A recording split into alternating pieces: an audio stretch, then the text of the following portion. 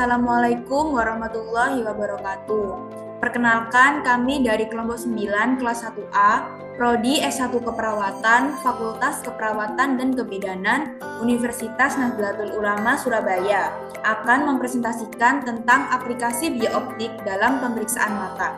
Sebelum itu, izinkan kami memperkenalkan diri terlebih dahulu. Perkenalkan, nama saya Anissa Livia Kusmadianti dengan NIM 11300-22052 dan teman-teman saya.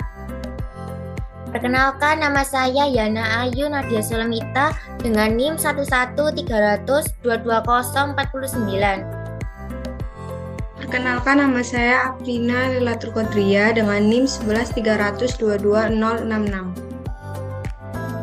Perkenalkan, nama saya Dinda Eva Novita dengan NIM 11300-22069.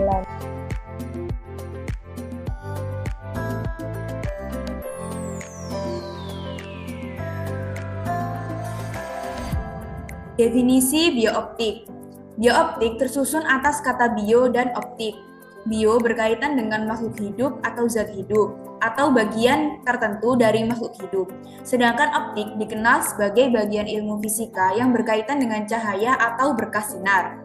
Secara spesifik, ada klasifikasi optik geometri dan optika fisis. Fokus utama dalam biooptik adalah terkait dengan indera penglihatan manusia, yaitu mata.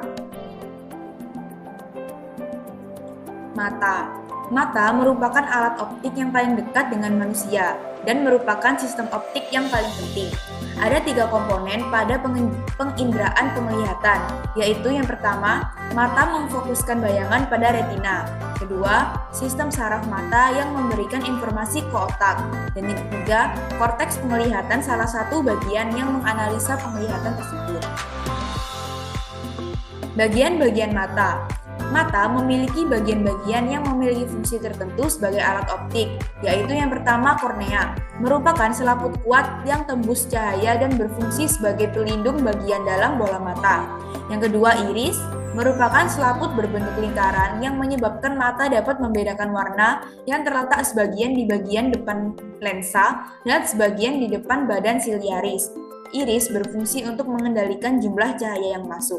Yang ketiga, pupil, merupakan celah lingkaran pada mata yang dibentuk oleh iris berfungsi mengatur banyaknya cahaya yang masuk ke mata. Selanjutnya ada retina, merupakan lapisan yang berisi ujung-ujung saraf yang sangat peka terhadap cahaya. Retina berfungsi untuk menangkap bayangan yang dibentuk oleh lensa mata serta tersusun oleh sel saraf dan seratnya berupa sel kerucut yang bertanggung jawab untuk penglihatan warna dan sel batang yang bertanggung jawab untuk penglihatan di tempat gelap. Selanjutnya ada aqueous humor yang merupakan cairan mata. Dan yang terakhir ada saraf optik yang merupakan saraf yang menyampaikan informasi tentang kuat cahaya dan warna ke otak. Selanjutnya akan dilanjutkan oleh Yana.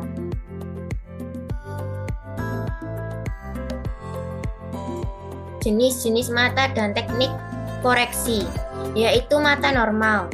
Emetrop memiliki titik dekat 25 cm dan titik jauh tak terhingga. Jika titik dekat dan titik jauh mata normal tak sesuai, maka disebut cacat mata.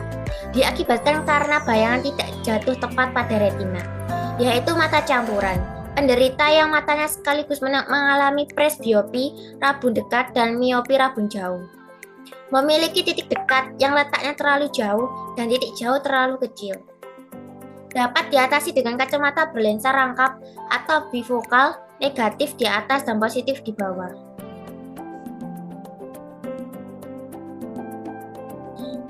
Selanjutnya yaitu rabun jauh miopi, memiliki titik dekat kurang dari 25 cm dan titik jauh pada jarak tertentu. Penderita miopi dapat melihat dengan jelas benda pada jarak 25 cm, tetapi tidak pada benda jauh karena lensa mata tidak bisa menjadi pipi sehingga bayangan benda jatuh di depan retina. Dapat diatasi dengan kacamata berlensa cekung minus, yaitu rabun dekat hipermetropi, memiliki titik dekat lebih dari 29 cm dan titik jauh pada jarak tak terhingga. Penderita hipermetropi dapat melihat jelas benda-benda yang sangat jauh tetapi tidak dapat melihat benda-benda dekat dengan jelas. Dapat diatasi dengan kacamata berlensa cembung plus. Selanjutnya yaitu mata tua presbiopi. Bukan termasuk cacat mata, namun disebabkan oleh daya akomodasi yang berkurang akibat bertambah usia. Titik dekatnya lebih dari 25 cm dan titik jauhnya hanya pada jarak tertentu.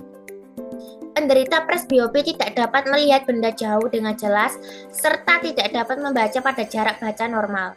Dapat diatasi dengan kacamata berlensa rangkap atau bifokal, yaitu astigmatisma, disebabkan oleh kornea mata yang tidak dapat berbentuk sferis tapi lebih melengkung pada satu sisi daripada sisi yang lain.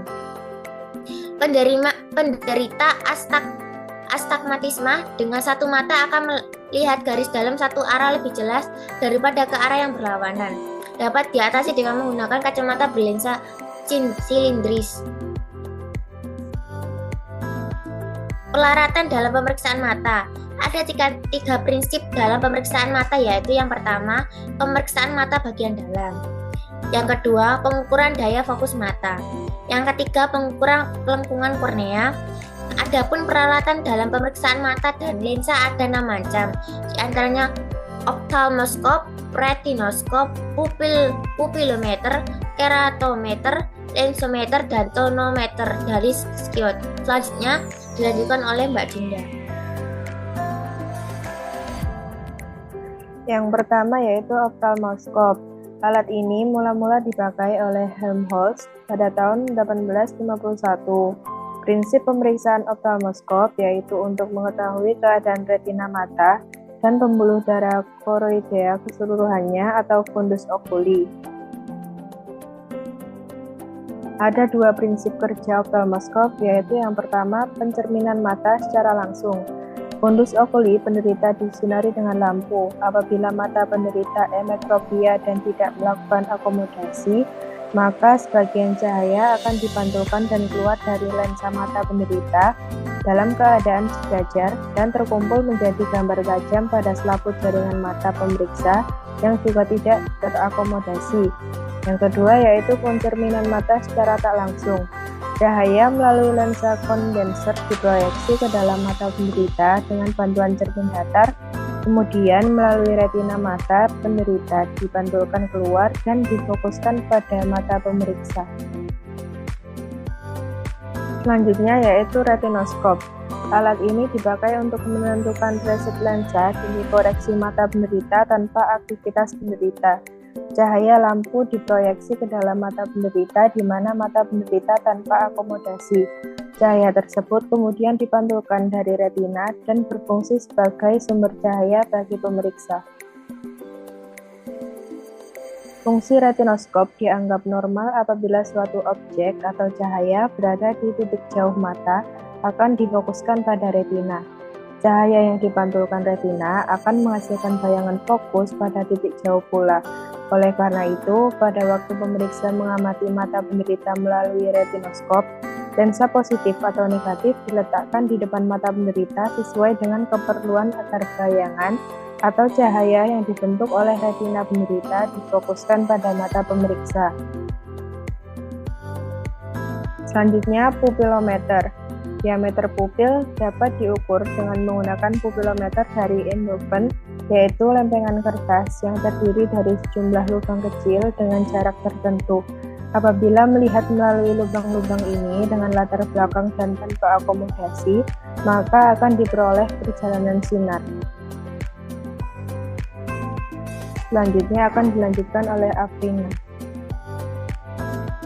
Selanjutnya, keratometer. Alat ini digunakan untuk mengukur kelengkungan kornea yang diperuntukkan dalam pemakaian lensa kontak. Ada 2 lensa kontak, yaitu 1. Hard contact lens, sangat efektif jika dilepaskan dan mudah terlepas oleh air mata, serta dapat mengoreksi astigmatisme. Yang kedua, soft contact lens, sangat nyaman tetapi tidak dapat mengoreksi astigmatisme.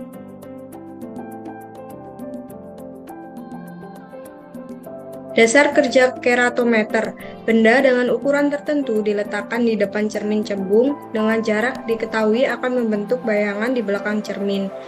Cembung berjarak setengah R berlandaskan kerja cermin cembung tersebut, maka dibuat keratometer.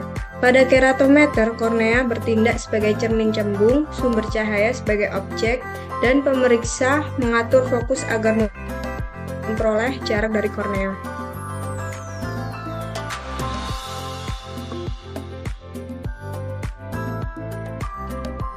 Selanjutnya, lensometer merupakan suatu alat yang dipakai untuk mengukur kekuatan lensa, baik dipakai untuk penderita atau sekedar untuk mengetahui dioptri lensa tersebut.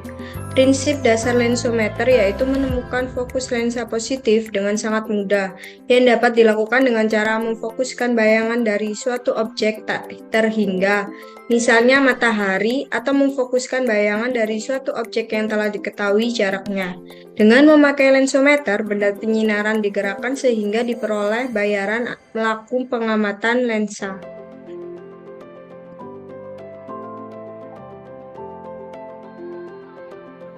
Selanjutnya, tonometer.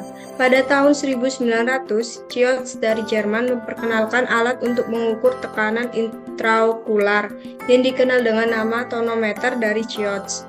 Tahun 1950, tonometer Chiotz dimodifikasi dengan kemudahan dalam pembacaan secara elektronik dan dapat direkam yang disebut tonograf.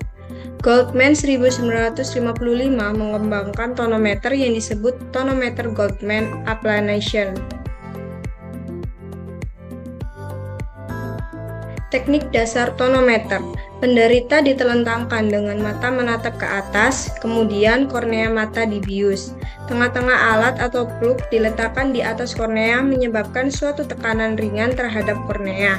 Pada saat melakukan pengukuran dengan alat ini, penderita berada dalam posisi duduk. Sekian presentasi dari kami, kurang lebihnya kami mohon maaf. Wassalamualaikum warahmatullahi wabarakatuh.